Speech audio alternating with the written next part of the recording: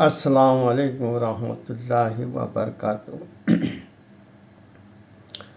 آج ہم ایک خاص موضوع پر آپ سے بات کرنا چاہ رہے ہیں کہ عام طرز سوسائٹی میں یہ بات ہو رہی ہے کہ اگر کوآپریٹو سوسائٹی ترمیمی رول 2020 کے رول 9 پاکستان کے آئین کے سے متصادم ہے تو اس پر سوسائٹی عمل کیوں کرے؟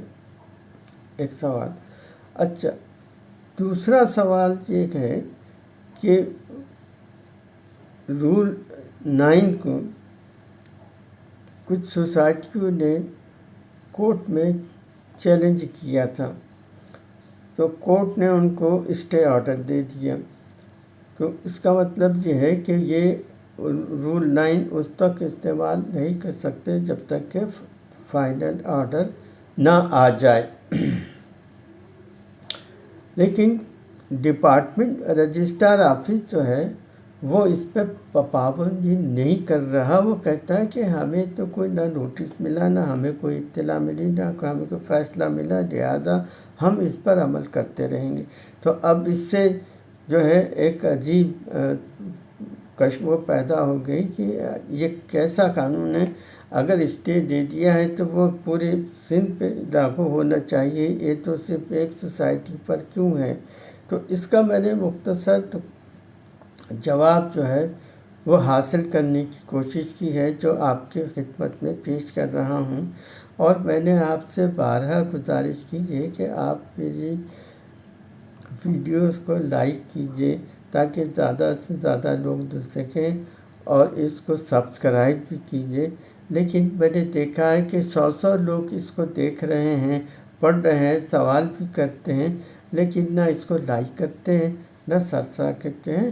سبسکرائب کرنے سے ہو سکتا ہے ہمیں بھی کچھ فائدہ ہو، لیکن ایسا خیر فی الحال ممکن نہیں ہے، کیونکہ میرے مضامین خشک اور سب وہ نہیں، صرف سوسائٹی جو بھی ہے قسم کی بھی ہو وہ فائدہ اٹھاتی ہے۔ آئیے ہم آگے بات کرتے ہیں۔ کوآپریٹو سوسائٹیز ترمیمی رول 2020 کے رول 9 کے حوالے سے سوال یہ ہے کہ اگر یہ پاکستان کے آئین سے متصادم ہے تو سوسائٹی کو اس پر عمل کیوں کرنا چاہیے؟ یہ ایک قانونی اور آئینی نوعیت کا مسئلہ ہے، اور اس سمجھنے کے لیے میں نے کچھ نکات تیار کیے ہیں۔ آئین اور قوانین کا تعلق۔ پاکستان کا آئین سب سے بالا قانون ہے، اور کوئی بھی قانون یا ضابطہ رول جو آئین کے خلاف ہو وہ غیر آئینی تصور کیا جاتا ہے۔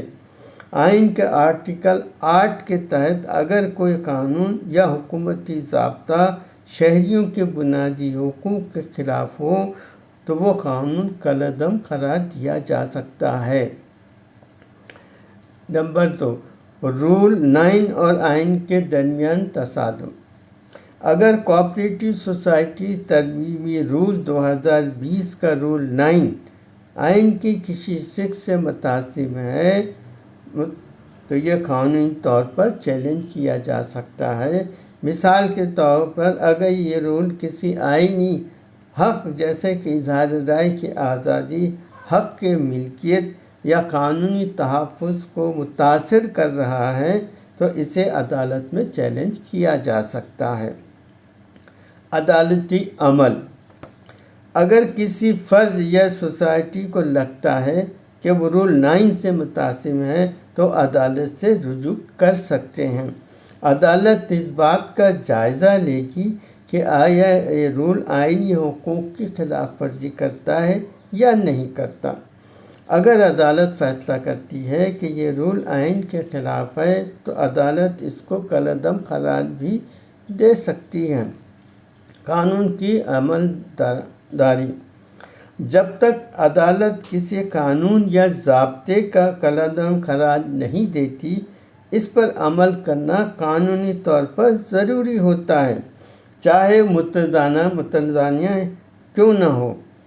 یہ اس وجہ سے ہے کہ کوئی بھی رول یا قانون جو حکومت نے منظور کیا ہے اس پر عمل درآمد اس وقت تک جاری رہتا ہے جب تک کہ اسے عدالت میں چیلنج نہ کیا جائے اور عدالت اس کے خلاف فیصلہ نہ دے۔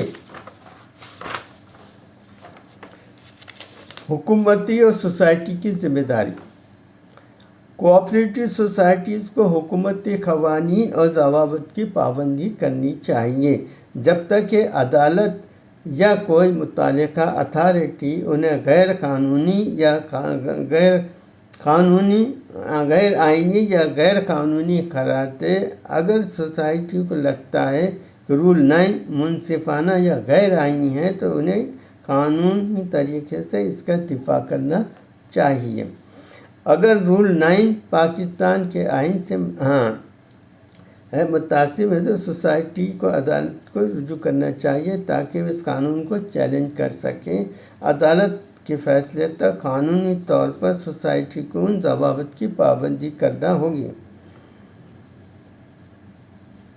اگر کوئی سوسائٹی رول 9 کو عدالت میں چیلنج کرتی ہے اور عدالت رول 9 اسٹے آرڈر دیتی ہے، یہ فیصلہ صرف سوسائٹی تک محدود رہے گا یا پورے ملک پر لائق؟ اب یہ سوال یہ بھی ہوتا ہے، جب کوئی ایک سوسائٹی رول 9 کو عدالت میں چیلنج کرتی ہے اور عدالت اس پہ اسٹے آرڈر دیتی ہے تو یہ فیصلہ عموماً اسی سوسائٹی تک محدود ہوتا ہے جس نے کیس دائر کیا ہو، تاہم اس کی تفصیلات درج ذیل ہم کی ہیں۔ اسٹے آرڈر کی نوعیت۔ اسٹے آرڈر عموماً عارضی نوعیت کا ہوتا ہے اور کسی خاص یا درخواست پر جاری کیا جاتا ہے۔ اس کا مطلب یہ ہوتا ہے کہ عدالت اس وقت تک متعلقہ قانون یا رول کے نفاذ کو روک دیتی ہے جب تک کہ کیس کا حتمی فیصلہ نہ ہو جائے۔ اس آرڈر کا اطلاق عام طور پر صرف اس فریق یا سوسائٹی پر ہوتا ہے جو اس کو دائر کرتی ہے۔ فیصلے کا دائرہ۔ خاص کیس تک محدود۔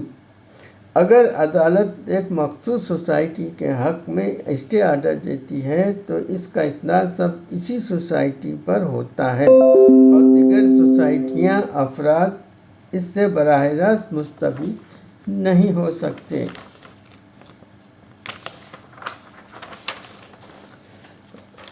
محکمہ پر اطلاق۔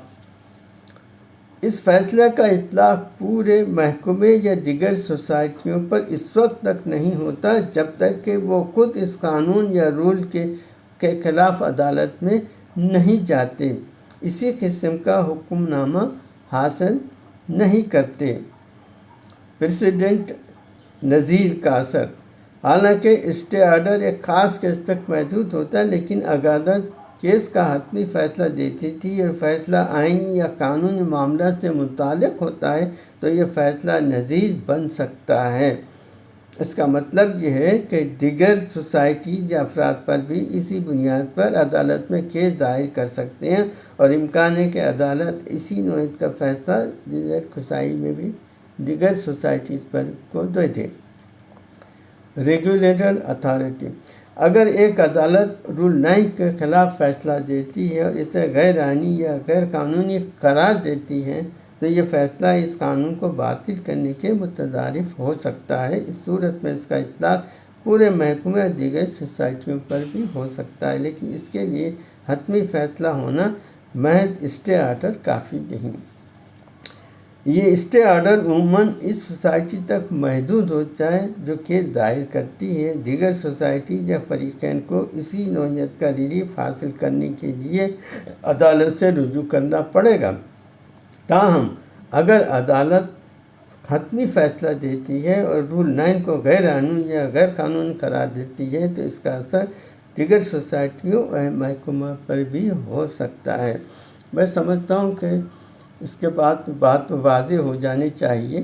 میں خود بھی اس سلسلے میں کئی عرصے سے جو ہے وہ ذہنی طور پر الجھن میں تھا کہ یہ کیسا ہے کہ اس سے آرڈر مل گیا لیکن اور اب اس پہ ڈپارٹمنٹ بھی عمل نہیں کر رہا ہے۔